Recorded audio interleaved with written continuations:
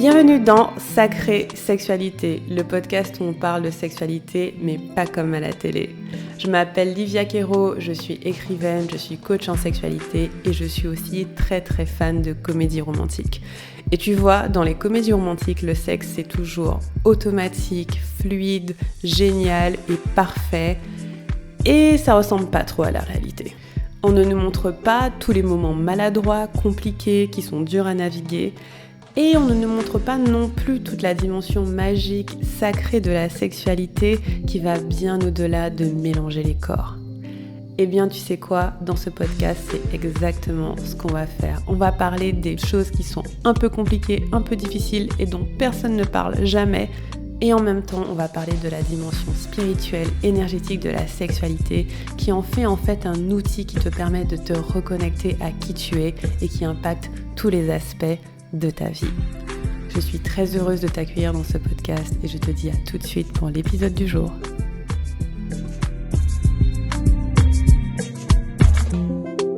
Hello! Ok, en ce moment là, je suis assise, il est 13h30. Je suis en robe de chambre. J'ai mangé mon petit déjeuner il y a 1 heure. Et j'ai des traces de lait partout sur moi. Et ça te signifie que j'ai accouché et j'ai un bébé à la maison. Tout petit bébé, trop adorable. Et je suis hyper contente de revenir au podcast. Ça m'a tellement manqué, vraiment. Mais trouver des plages horaires où je peux enregistrer sans bruit, c'est pas évident. Et là, je suis super contente parce que ma petite dort. Son papa réussit à la faire s'endormir. C'est très rare qu'elle arrive à s'endormir sans moi en ce moment. Et donc, du coup, je suis hyper contente. Petite victoire de la journée. Et on va voir combien de temps elle me donne pour que j'enregistre cet épisode. Ok, donc j'avais envie de faire un épisode juste pour marquer le fait que je suis de retour parce que c'était bizarre pour moi de juste continuer sur les thèmes comme avant sans faire un petit point sur comment ça va, où j'en suis et ma vision quelque part pour la suite. Donc relaxe-toi confortablement, ceci est un petit épisode papotage juste pour qu'on se mette au courant de ce qui s'est passé. Et voilà, je vais voir où ça va m'emmener. Je pense qu'il y a pas mal de petits sujets que j'ai envie de couvrir. Donc je vais me laisser un petit peu porter et on va voir. Ok, donc si tu as tout suivi, j'étais enceinte jusqu'à cet été et j'ai accouché courant septembre. Et waouh, c'est ouf, c'est dingue. L'accouchement s'est bien passé. En fait, juste parce que je sais que certaines personnes, ça les intéresse, surtout des personnes dans ma communauté qui sont enceintes ou qui ont leur partenaire qui est enceinte. Donc, ce que je peux dire, c'est que nous, on était hyper préparés. Enfin, j'ai fait tellement de séances de préparation à l'accouchement que je recommande vraiment de faire toutes les préparations que vous pouvez. Nous, on était accompagnés par 3 sages-femmes différentes et on a eu des cours sur la respiration, l'allaitement, la poussée, comment ça se passe un accouchement en technique, c'est quoi la physiologie de ça, les éventuelles problématiques qu'il peut y avoir, péridurale, pas péridurale, césarienne, enfin bref, la totale, comment le partenaire ou la partenaire peut accompagner la personne qui accouche. On avait plein d'outils. Et moi, comme je travaille par le corps de façon somatique, j'ai aussi beaucoup de ressources en termes de respiration, en termes de visualisation qui m'ont aidée. Et donc, globalement, c'était un accouchement plutôt chouette parce que je me sentais très préparée. Donc là, on va partir dans le « je vous raconte mon accouchement » parce que je trouve que c'est sympa et que, en fait, quand j'étais enceinte, j'aimais bien savoir comment les gens vivaient leur accouchement. Donc moi, j'ai été au terme, franchement, même je crois que j'allais accoucher 3 semaines avant, j'étais prête, j'avais fini tout mon travail, j'ai speedé de ouf, notamment pour finir le quiz dont je vais vous parler tout à l'heure. J'ai fait un quiz énorme, c'était des pages et des pages d'écriture juste avant d'accoucher parce que je voulais vraiment finir. Ça représente l'écriture d'un bouquin en gros et quand j'ai fini, il me restait encore 3 semaines, donc je me tournais un peu les pouces et aussi j'avais 0 énergie pour faire quoi que ce soit, donc ce temps-là c'était du temps de relaxation. Et si jamais j'ai un autre enfant un jour, je me rappellerai que c'est surtout avant l'accouchement que j'avais besoin de repos en fait, parce que après je me suis sentie en forme assez vite, mais avant, j'étais épuisée. C'était lourd, c'était long, j'avais mal, j'en pouvais plus, j'avais hâte d'accoucher. Et tous les jours, je me levais en me disant « Ok, c'est aujourd'hui. Et en fait, non, c'était pas aujourd'hui. Et je sais pas, et on avait tout préparé. En fait, c'était trop marrant parce qu'on a rushé pour avoir tout de près. Donc la valise, les trucs, tous les trucs pour le bébé. On a tout rushé pour avoir tout de près pour la 36e semaine. Donc à peu près, ça, 8 x 4, 32, ça représente 8 mois et demi de grossesse. 8 mois de grossesse. Et finalement, en fait, on était prêts, il n'y avait plus rien à faire. Et, du coup, on attendait. Et puis un jour, j'ai senti un truc se passer au niveau de ma culotte. Je suis là, ah, c'est bizarre. Et puis, j'ai perdu les os, mais comme les chutes du Niagara. Je me suis été me mettre debout dans la douche parce que ça faisait vraiment beaucoup d'eau. Et c'était trop marrant parce que la sensation est super bizarre. C'est littéralement comme tu perds les os, mais c'est littéralement de l'eau qui coule comme ça, comme ça, comme ça. Et il paraît que pour d'autres personnes, ça se passe pas comme ça. Il y a pas autant de volume, etc. Moi, c'était assez dingue parce que ça coulait. Et puis dès que j'arrivais à maîtriser le flow un peu et que je voulais m'asseoir quelque part, bam, ça recommençait. Donc pendant 2 heures à peu près, ça coulait, ça s'arrêtait, ça coulait, ça s'arrêtait. On est allé à la maternité. Parce que quand on perd les os, c'est une urgence, entre guillemets, il faut y aller quasiment tout de suite pour éviter un risque d'infection. Et, ouais, donc on est allé à la maternité, j'ai passé la nuit là-bas, j'avais pas de contractions.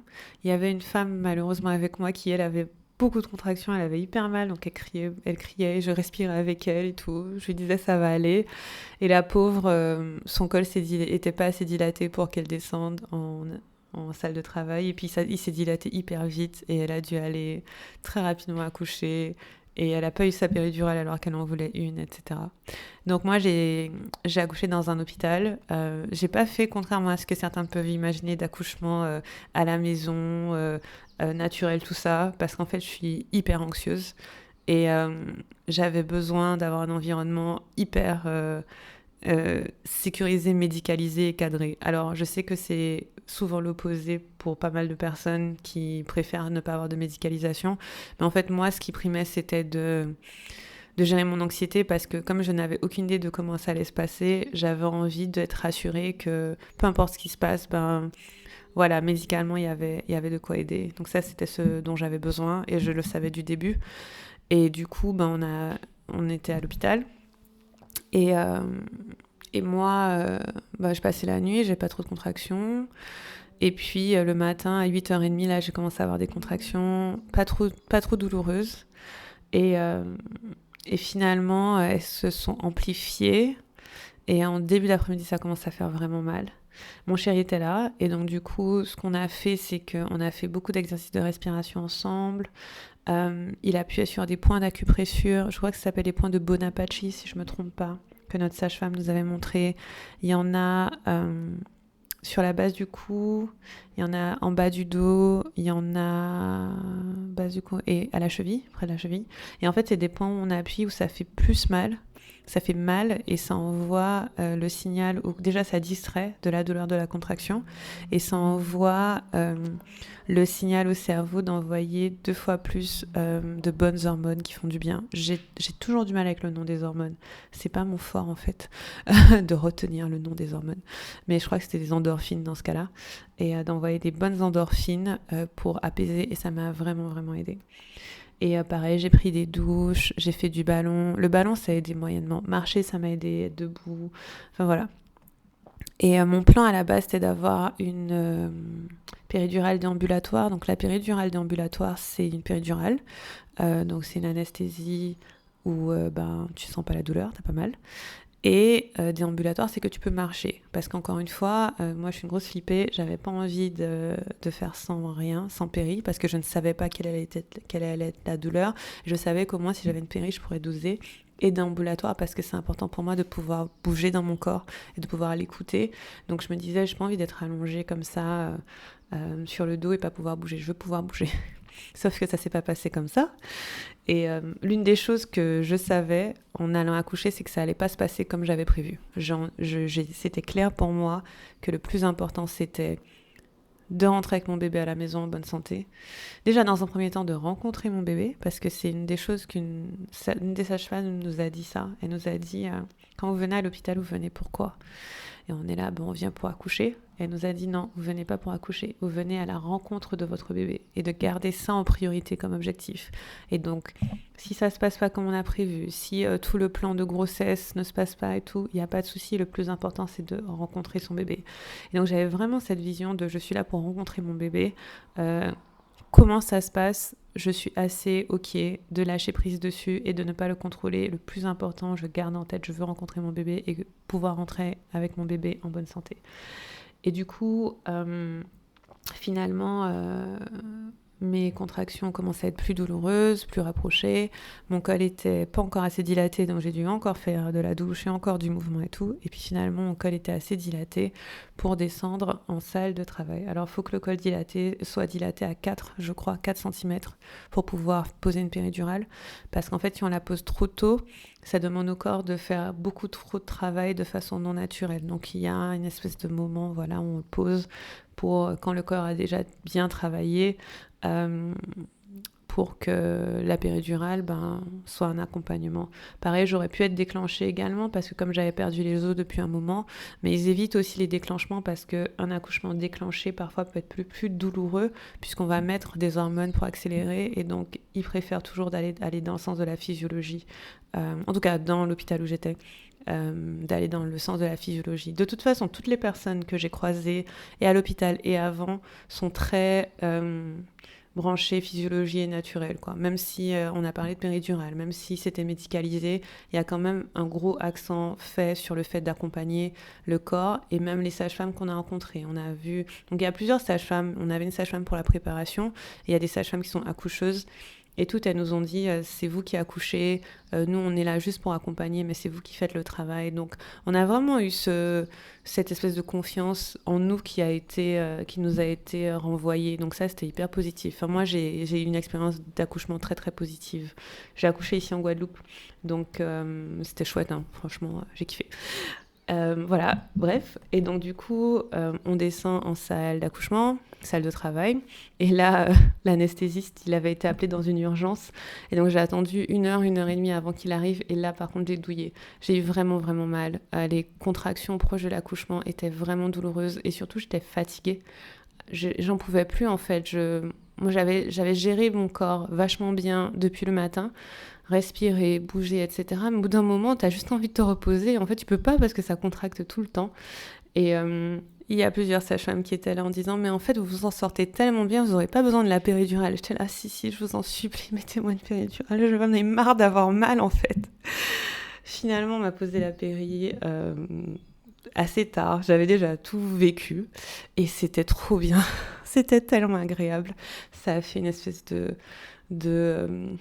sensation de froid dans tout mon corps. Et mon Dieu, quand la douleur s'est arrêtée, mais c'était un tel soulagement, j'en pouvais plus. J'en pouvais plus. C'était hyper soulageant. Et c'est ça qui fait mal, en fait. Je pense que les contractions, en fonction de comment vous êtes habitué à gérer la douleur et votre corps, c'est gérable. Mais il y a un moment où l'intensité, c'est tellement fort que... Soit on choisit de faire sans péri et il faut juste surfer sur cette intensité. Et c'est ok, je pense qu'on est plutôt capable de le faire. J'allais dire j'en sais rien si tout le monde est capable, hein, parce que moi, je sais pas. Mais en tout cas, je pense qu'il y a moyen. Mais par contre, c'est intense et douloureux et fatigant. Et avec la péri, c'était trop bien. Je suis là, mon Dieu, si le gars avait pu être là à l'heure, j'aurais trop kiffé. Là où il y a eu une complication, c'était que ma petite fille, parce que j'ai une fille, elle était en détresse respiratoire au moment de l'accouchement, donc j'ai dû accoucher très très très très vite. Et là, laisse tomber, j'ai même pas pu kiffer ma péri, quoi. On m'a dit, on y va, on pousse. J'étais là, quoi? Ok. Et j'avais attendu genre 2 heures, et là, fallait qu'elle sorte dans les 10 minutes, quoi. Et donc, du coup, j'ai poussé, j'ai fait tout ce qu'on m'a dit de faire. J'ai fait une poussée qui s'appelle la poussée progressive où on prend une belle inspiration et ensuite on expire en poussant, c'est celle qu'on nous a apprise. Il y a une autre poussée qui s'appelle la poussée bloquée où on va retenir sa respiration, on inspire, on retient et on pousse, mais moi celle-là ça n'allait pas pour moi parce que le fait de bloquer ma respiration c'était pas ok. Je préférais de loin aller dans le sens naturel de ma respiration et ça a plutôt bien marché. Et puis le problème avec la péridurale, Ceci dit, c'est que j'avais plus mal et donc je sentais que ça bougeait, mais j'avais pas trop de visualisation de où en était le bébé. Je sentais qu'il se passait des choses, mais j'arrivais pas trop, donc je comptais vachement sur les personnes qui étaient là et mon compagnon pour me dire où on en était. Et puis à un moment, j'en pouvais plus. J'étais là, non mais c'est bon, j'arrête. Je suis fatiguée, j'ai mal, je commençais à avoir mal parce qu'en fait la péri n'a pas été jusqu'à la vulve. Je pense que voilà, elle a fait effet vraiment tout mon bassin et tout, mais au niveau de la vulve, j'avais mal. Et putain, quand le bébé est passé, je vous raconte tout hein, parce que c'est des choses qu'il faut raconter parce que je sais pas, je trouve que c'est important de savoir ces choses-là. Quand le bébé est passé, qu'est-ce que ça faisait mal. J'ai crié, j'ai fait, mais elle me déchire, je vais pas pouvoir. J'ai failli tout arrêter. Je dis à mon compagnon, non, je peux pas le faire. Genre, je me disais, mais je vais finir en charpie après ça, c'est pas possible. Ça faisait trop mal. What? Et en fait, c'était le contraste que j'avais pas du tout mal jusqu'à un certain point parce que j'avais la péri. Et puis, bam, ça faisait super mal. Et vraiment. Et c'est cette douleur-là dont j'avais peur.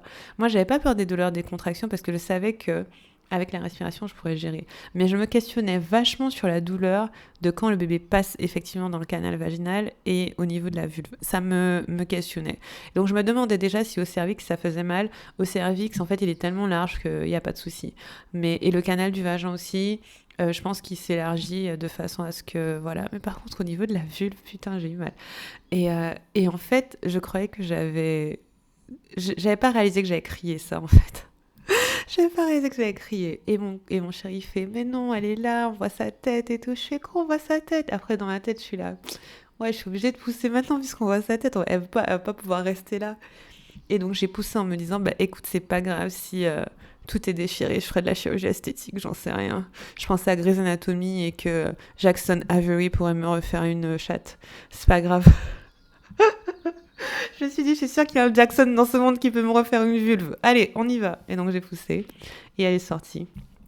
Et c'est trop ouf. Parce qu'une fois qu'elle est sortie, ben, tout s'est arrêté. Plus de douleur, plus rien. Genre, c'est assez étrange. C'est comme si tous les 9 mois de changement du corps, d'hormones et tout s'était arrêté. Enfin, tout s'était arrêté. J'avais des douleurs à la jambe partie.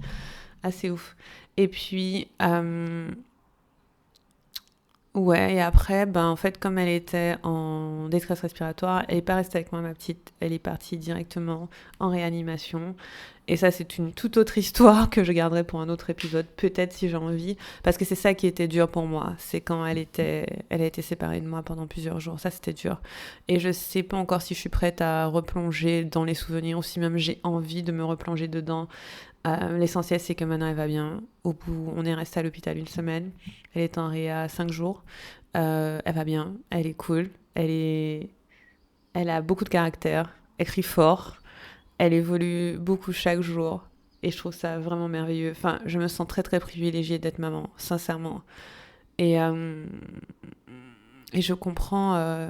ouais, c'est vraiment dingue, en fait. Le passage de l'autre côté, t'es juste pas la même personne. Et en même temps, c'est comme si j'avais toujours été comme ça. Ça, c'est vraiment le truc qui m'a hallucinée. C'est à quel point, à la fois, c'est un énorme changement de vie, de devenir parent, mais vraiment radical. Et à la fois, comme c'est banal et ça s'est inclus dans notre vie, mais comme ça. Comme si elle avait toujours été là. C'est trop étrange. C'est trop étrange. Et je me dis, mais tout le temps que j'avais avant de faire des choses, mais waouh, je m'en rendais vraiment pas compte. Hein. C'est impossible de s'en rendre compte. Parce qu'aujourd'hui, j'ai zéro temps pour faire les choses. Et pourtant, je fais beaucoup de choses. Mais la plupart des choses que je fais, elle est sur mes genoux. Hein. On va pas se mentir. Je fais tout soit à une main, soit elle est sur mes genoux. Mais c'est vrai que c'est la chose qui m'a le plus surprise, c'est de voir à quel point elle s'est intégrée dans notre vie comme si elle avait toujours été là. Et en même temps, tout est nouveau. Mais voilà, après peut-être qu'il y a un instinct d'être parent, peut-être qu'il y a quelque chose d'instinctif, peut-être qu'il y a un lien, une relation. Je me disais, mais quand t'es parent, t'envoies chez toi avec un bébé, mais t'es complètement incompétent, tu vois. Et pourtant, ben, il y a beaucoup de gens qui s'en sortent. Enfin, j'imagine. La majorité des gens s'en sortent. Donc ouais, c'est assez dingue, c'est assez dingue. Je kiffe. Et je suis vraiment heureuse, dans le sens où je sens que c'est ce qui manquait à ma vie quelque part. J'avais fait l'épisode sur comment on a manifesté la grossesse. Et, et je crois sincèrement que le fait d'être maman, c'était dans mon identité, quoi. C'est vraiment un truc, ça fait partie de qui je suis. Et le fait de ne pas avoir d'enfant, c'était un peu douloureux parce que c'est comme s'il me manquait un bout. Et là je m'épanouis dans moi, Livia, à 100%, quoi. C'est trop marrant. Et en même temps, je comprends très bien les gens qui veulent pas d'enfants, hein, parce que je pense sincèrement que c'est pas, j'ai déjà dit, mais c'est pas rationnel, c'est pas quelque chose où tu fais des calculs et tu te dis par A plus B, ok, je vais avoir un enfant et tout pour telle ou telle raison. C'est, c'est comme tout dans la vie, c'est genre une espèce d'appel. Tu sens que dans ta trajectoire, ça y est ou ça y est pas, quoi. Et je pense que c'est vraiment un truc sur lequel il faut s'écouter. Que vous vouliez des enfants ou que vous vouliez pas d'enfants, je pense que c'est très fondamental de s'écouter. Si on les veut vraiment, ben, d'aller autant qu'on peut dans la direction. Et si on n'en veut pas, ben, de vraiment pas se laisser porter par ce que la société nous dit et de vraiment être au clair sur nos désirs. Parce que je trouve pas que c'est... pour moi, c'est un chemin assez spirituel dans le sens où, oui, c'est biologique et tout, mais il y a, il y a quelque chose de spécial autour.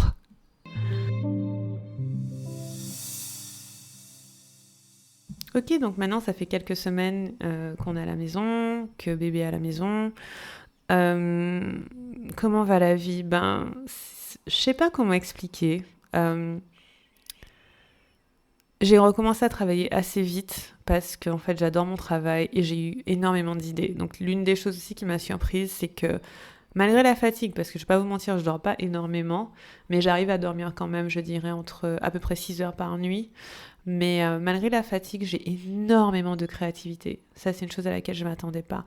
J'ai refait toute la vision de mon entreprise sur ces dernières semaines. J'ai eu plein d'idées de choses à créer. J'ai lancé un nouveau programme. J'en parlerai tout à l'heure. C'est un programme sur le business. Rien à voir avec la sexualité. Enfin si, tout à voir parce que ça s'appelle le business du plaisir et c'est sur le fait de créer et faire grandir son entreprise en respectant son corps et en écoutant son corps. Donc si, c'est lié, tout est lié. Tout est lié à la sexualité. Et donc j'ai eu cette nouvelle idée d'offre et je pense que c'est parce que j'ai conçu mon entreprise un peu comme ça aussi et je sais pas, j'ai eu envie de partager et d'habitude je suis hyper focus sur une seule offre. Mais là j'ai eu envie, plein d'idées sur comment on améliore notre gros programme Sacrée Sexualité pour nos clientes. Mais alors je vous dis, téléchargement d'idées, quoi. Tellement de choses que j'ai envie de faire pour elles, une vision tellement plus développée, plus complète. Plein de ressources sont venues sur le chemin, des bouquins que j'ai lus, des amis qui m'ont donné leur feedback sur certaines choses. C'est dingue. Je sais pas si... Je sais pas, c'est comme si c'était une autre renaissance. Est-ce que moi je suis renée? Je ne sais pas comment on dit ça, mais j'avais vraiment l'impression de sortir d'un moment de stagnation. Et la grossesse, c'est un peu un entre-deux, hein. Je veux dire, c'était créatif pour moi aussi la grossesse, mais clairement, c'est pas la même énergie. Et là, j'ai comme si j'avais tant d'énergie emmagasinée qui voulait exploser. Donc, hyper créativité de ouf, dingue, et trop reconnaissante de ça, quoi. J'avais parfois un peu la frustration de ne pas pouvoir faire autant que ce que je voulais parce que quand t'as un bébé, en plus moi j'allaite, donc quand t'as un bébé que tu allaites, c'est hyper prenant. Je passe 7 à 8 heures par jour à allaiter. J'ai une appli et j'ai compté, c'est énorme.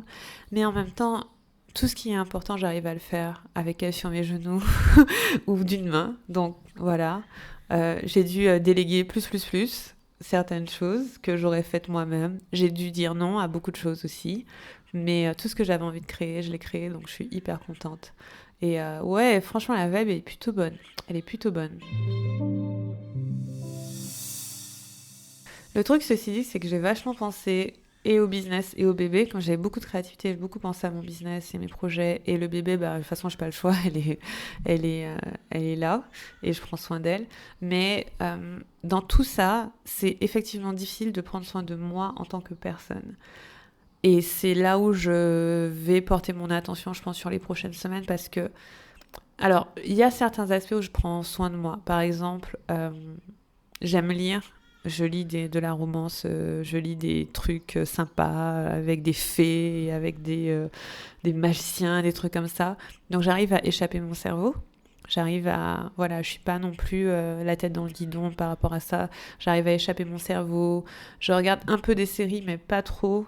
Parce que je sais pas, c'est moins calmant pour moi que de lire, donc je lis énormément, mais je me rends compte que dans mon rapport à mon corps, j'ai un chemin à faire. Donc déjà, quand je suis revenue de l'accouchement et de la maternité et tout, ça m'a pris un temps pour réaliser qui j'étais dans mon corps. Enfin, c'est comme si j'en étais un petit peu détachée. Et donc, du coup, ça m'a pris un temps juste pour, je sais pas, juste me réapproprier mon corps, réaliser qu'il était là, quoi, parce qu'il avait vécu quelque chose d'assez fort. Je veux dire, un bébé est passé par mon cervix et mon canal vaginal et ma vulve, enfin, c'est quand même assez puissant. Il n'y a pas plus sexuel que ça. Pour moi, c'est l'épitome de la sexualité, c'est l'accouchement, dans le sens où ben là, notre appareil génital est activé à fond.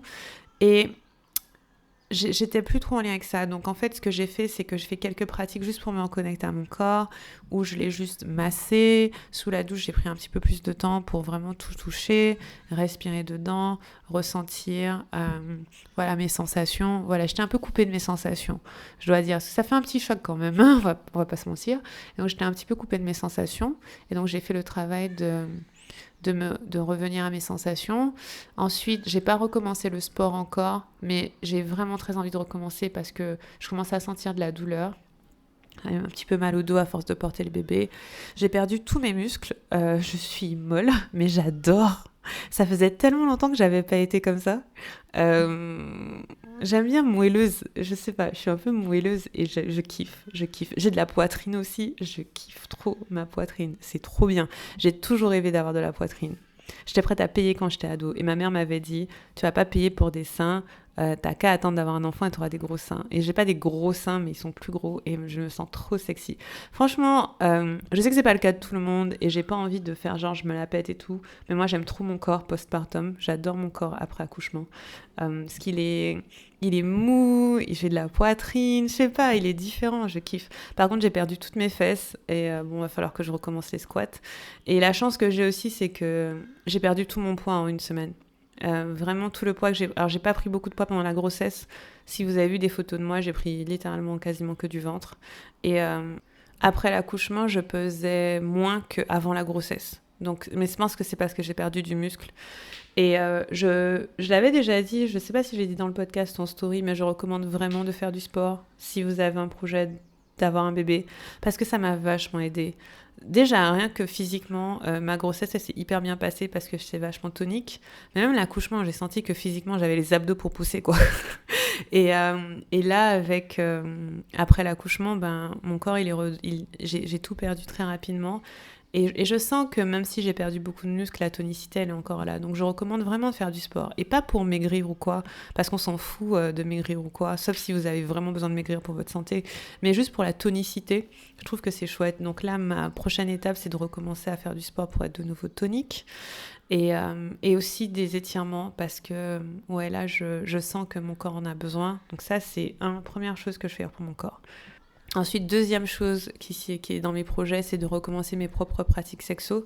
Du coup, on parle souvent de refaire l'amour avec son partenaire après l'accouchement. Mais je trouve qu'il y a une chose dont on parle pas, c'est comment on se réapproprie notre sexualité à nous. Et sincèrement, avant de penser à faire l'amour avec quelqu'un d'autre, je pense que c'est hyper important de se reconnecter à notre sexualité à nous. Et moi, là, ma priorité, c'est de recommencer mes pratiques plaisir à moi. Donc, massage de la vulve, j'ai un épisode dessus, vous pouvez regarder. Peut-être massage de la poitrine, peut-être des armurements. Donc, des armurements, c'est utiliser les doigts pour faire le tour de l'intérieur du vagin pour libérer les tensions. Enfin voilà, moi-même me reconnecter déjà avec mon corps avant de le partager avec quelqu'un. Et je trouve que ça, c'est une chose dont on parle pas assez. Parce qu'en fait, dans notre société, on pense toujours à faire l'amour à deux, comme étant voilà, quelque chose qu'on fait à deux. Et c'est bien, je veux dire, quand même, c'est quand même assez intéressant de faire l'amour à deux. Mais je trouve aussi qu'il y a souvent ce biais qu'on recommence à faire l'amour pour faire plaisir au partenaire, surtout dans une relation hétérosexuelle. Genre cette idée que, ok, ça fait tant de semaines ou tant de mois qu'on n'a pas fait l'amour, monsieur, souvent c'est un monsieur s'impatiente, il faut qu'on s'y remette. Mais non, en fait, c'est pas ça la sexualité. La sexualité, c'est pas mettre son corps à disposition pour faire plaisir à quelqu'un. La sexualité, c'est se faire plaisir à soi d'abord. Et pour moi, avant de partager avec quelqu'un, c'est trop important de se reconnecter à soi. Donc moi, j'ai commencé ce processus-là, mais j'ai vraiment envie de continuer d'aller plus loin, de redécouvrir mon corps après bébé, parce que c'est pas le même corps. Enfin, si c'est le même, mais il a effectivement changé. Ce que j'ai kiffé, c'est que j'ai eu aussi ma première session de rééducation du périnée. J'ai trop aimé. Déjà, la kiné, elle est canon, mais ça ressemble un petit peu aux pratiques qu'on fait. Ça ressemble notamment au désarmurement. Et en gros, un massage. Enfin, ce qu'elle m'a fait moi, mais il y a plusieurs techniques. Pour l'instant, j'ai fait qu'une session.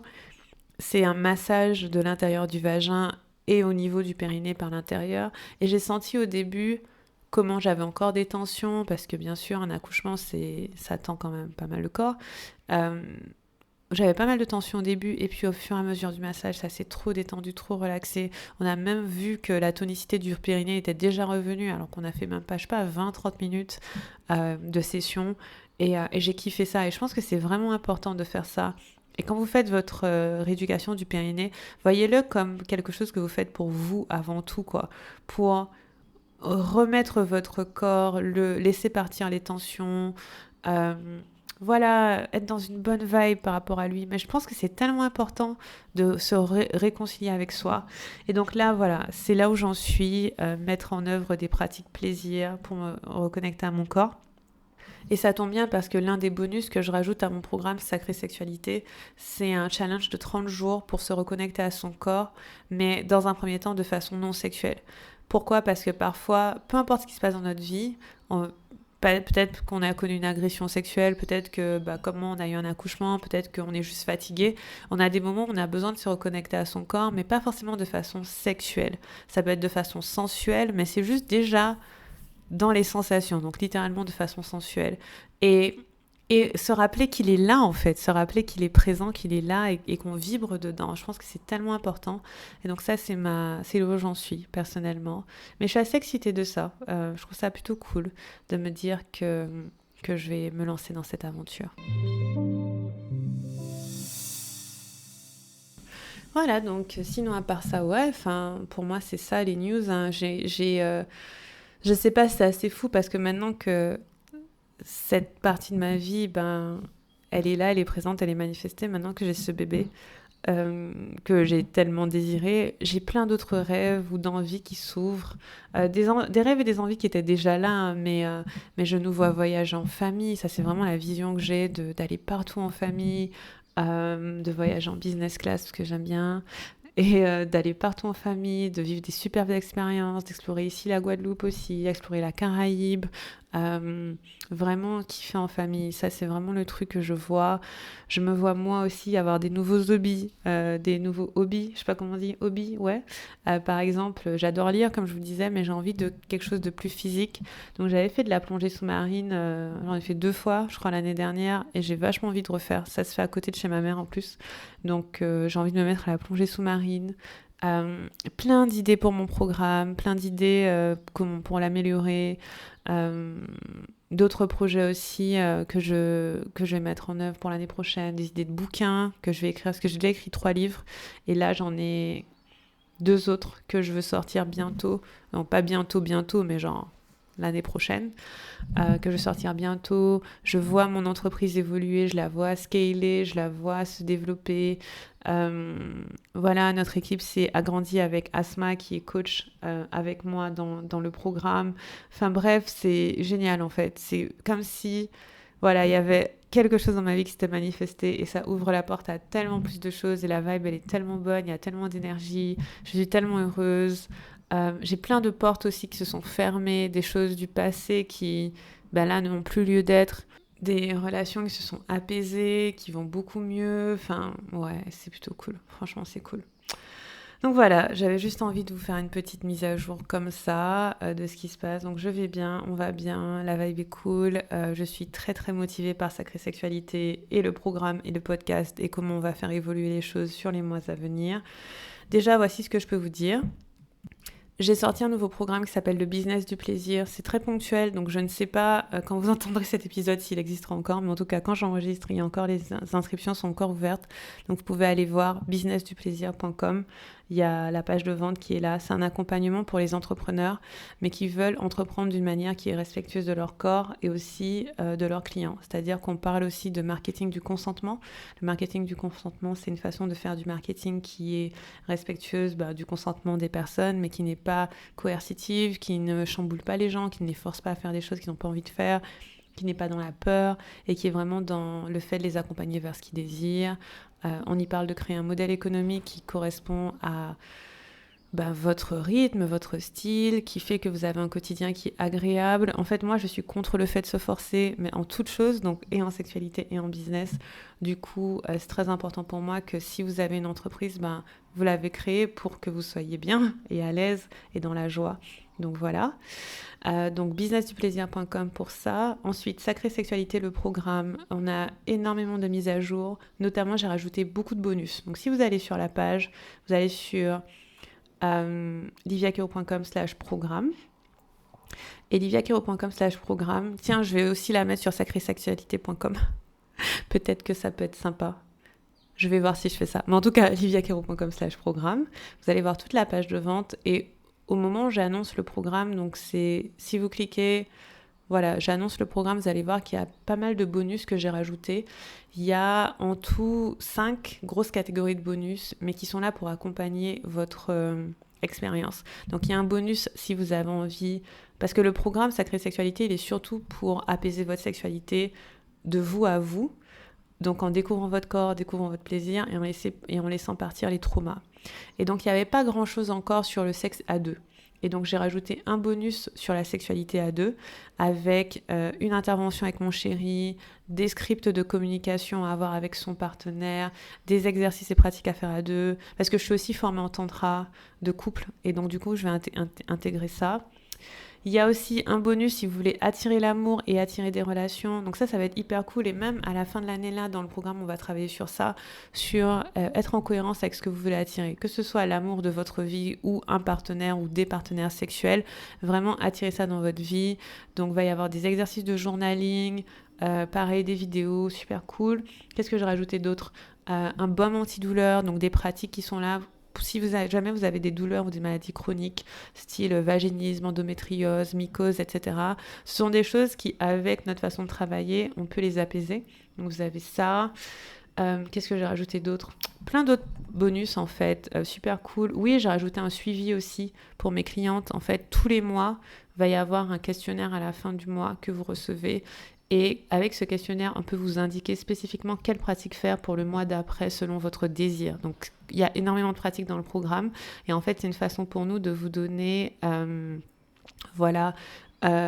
espèce de guidance personnalisée par rapport à ce que vous pouvez faire, vous pouvez aller. En tout cas, il y a plein de nouveaux bonus, donc vous pouvez aller voir sur la page et jeter un œil et voyez si ça vous parle. L'autre chose aussi, c'est que c'est possible qu'on mette des plans de paiement un peu plus étalés. Donc gardez un œil sur ça, peut-être que ça peut être une possibilité pour vous si vous voulez nous rejoindre. Voilà, et en attendant, je vous recommande de faire le super quiz que j'ai créé. C'est le quiz Sacrée Sexualité et pour ça, il faut aller sur liviakero.com/quiz. Et ce quiz, en fait, vous savez, quand on explore notre sexualité, c'est dur de savoir sur quoi se focaliser, quelle est la prochaine étape. Pourquoi c'est dur de le savoir ? C'est parce que pas grand monde ne donne cette information en général. Et c'est comme un outil de diagnostic, c'est-à-dire que c'est comme si vous veniez me voir Livia et vous me disiez « Ok, il se passe ça dans ma vie, sur quoi je devrais me focaliser ?» Et ça vous dit « Ok, tu devrais te focaliser sur tes limites, ton plaisir, ta spiritualité, enfin bref. » Et donc du coup, en faisant ce quiz, vous allez recevoir toute une page hyper détaillée qui fait la taille d'un e-book en fait, avec des pratiques, des ressources, des podcasts à écouter, des exercices à faire. Enfin, il y a un tas de choses, c'est énorme. Donc, vous allez sur liviakero.com/quiz, vous faites le quiz. Ça va être le meilleur quiz de votre vie avec le plus de détails possible. Voilà ce que je peux vous dire sur ça.